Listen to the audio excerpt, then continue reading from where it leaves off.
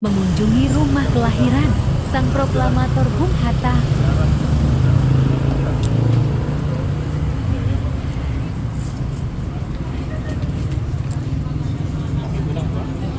Assalamualaikum Bang.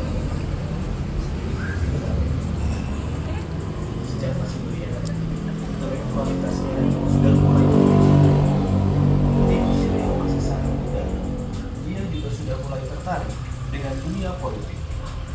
Ia banyak membaca surat kabar yang meliput politik dan perdebatan di dalam Fosra. Ketertarikannya pada politik dan gerakan kemerdekaan kemudian semakin kentara saat ia menjadi bendahara bagi Yong Sumatera Nenbon, cabang Padang di usia 16 tahun.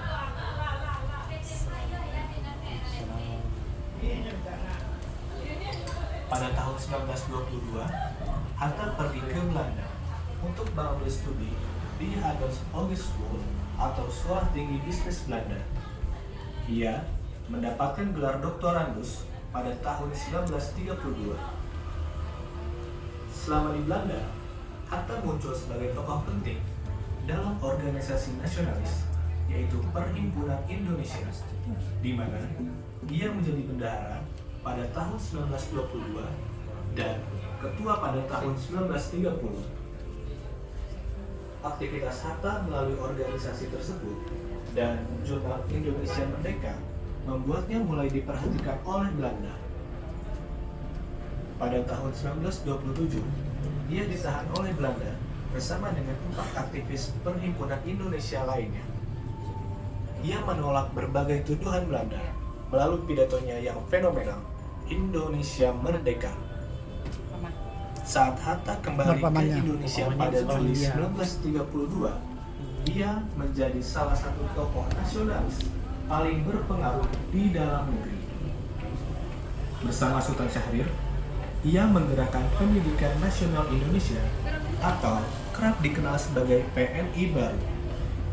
Sayangnya, sikap Belanda di Indonesia ternyata lebih keras ketimbang di negara asalnya.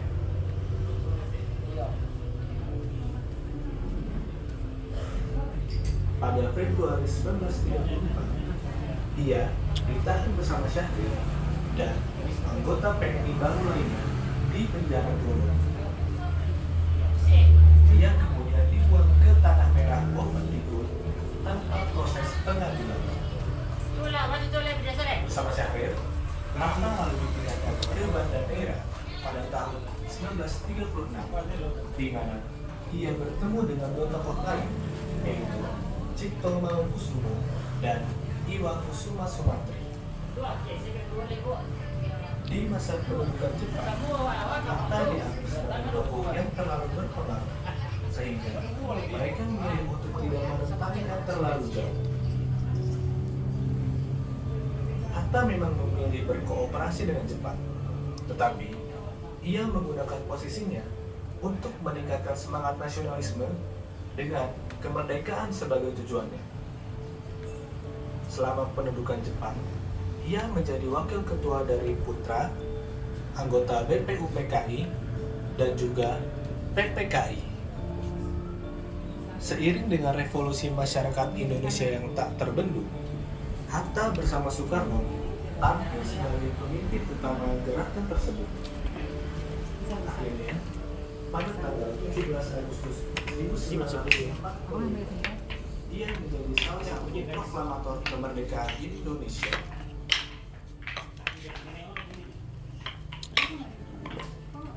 Hatta berbagi otoritas dengan Soekarno, di mana ia menjadi wakil presiden pertama. Ini kamarnya Bung Hatta Selama 5 tahun pertama, mereka saling membagi tugas pada saat masih bujang. secara harmonis untuk negara yang masih sangat muda. Herbert Fried menggambarkan Hatta sebagai sosok administratif, intelijen, terlatih dalam ekonomi, dan analisis sosial, serta manuver organisasi. Hal ini yang karismatik dan solidaritas. Tempatnya asik, asri banget. Asri banget, asri. Nah, Kemudian musik. Oke. beberapa kali menjadi Ini tempat sholatnya. selama menjadi tokoh pemimpin bangsa, Hatta amat terkenal dengan komitmennya pada demokrasi.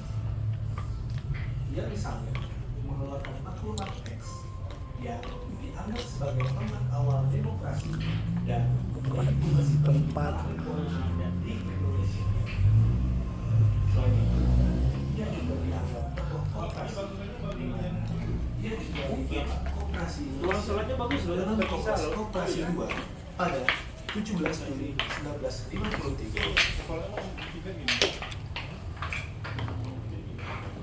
Kerjasama dengan Soekarno ternyata harus menunggu akhir di tahun 1956 ketika Hatta mengundurkan diri dari kursi wakil presiden.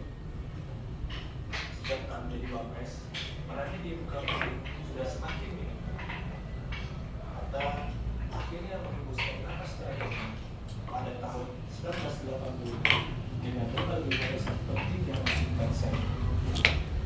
Perlu diakui, jika Hatta telah menorehkan banyak integritas naik ke atas bro, dan saya. ke atas. Lalu, kalau menurutmu, warisan apa yang paling penting dari Hatta? Berikan pendapat.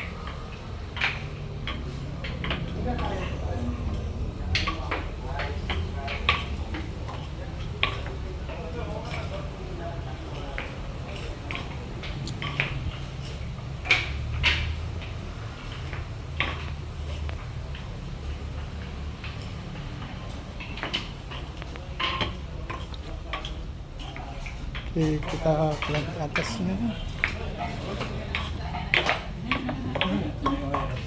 Ini Bapak naik ke atas ya. Pemirsa, sekarang kita sudah berada di kediaman utama Bung Hatta. Kali ini kita mau meliput suasana yang ada di atas. Mau tahu seperti 17 apa? Agustus Ikutin saya. 1945. Semua orang mengenalnya sebagai Hari Proklamasi Kemerdekaan Indonesia. Di balik hari bersejarah tersebut, ada satu sosok proklamator masyhur yang punya peranan penting. Oh, ini kamar lahirnya. Dan Oh, ini tempat lahirnya. secara keseluruhan, Ngomong apa Ci? dia adalah Muhammad Hatta. Ini tempat. Ya, pemirsa. Sekarang kita berada di depan pintu kamar lahirnya Bung Hatta. Kata yang digunakan oleh Kita mau Iwan spill, mau lihat isi dalamnya seperti apa.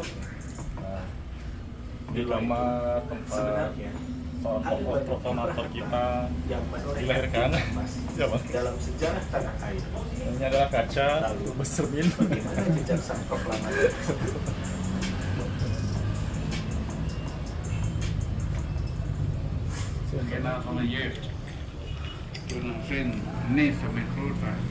Hatta lahir dengan nama Muhammad Hatta pada 12 Agustus 1902 di Bukit Tinggi, Sumatera Barat. Keluarganya memiliki latar belakang religius dan cukup kental, di mana kakeknya adalah ulama terhormat di Haji Muhammad Bani meninggal sebelum ia berusia 1 tahun. Ia lalu dibesarkan oleh keluarga ibunya, yaitu Siti Saleha. Sejak masih belia, intelektualitasnya sudah mulai terlihat. Di usia yang masih sangat muda, ia juga sudah mulai tertarik dengan dunia Proklamasi membaca surat kabar, kami, meliput politik, bangsa Indonesia, dalam Volsta, dengan ini menyatakan kemerdekaan Indonesia. Hal-hal yang mengenai pemindahan kekuasaan dan lain-lain diselenggarakan dengan cara saksama dan dalam tempo yang sesingkat-singkatnya. Jakarta, 17 Agustus 1945, atas nama bangsa Indonesia, Soekarno Hatta.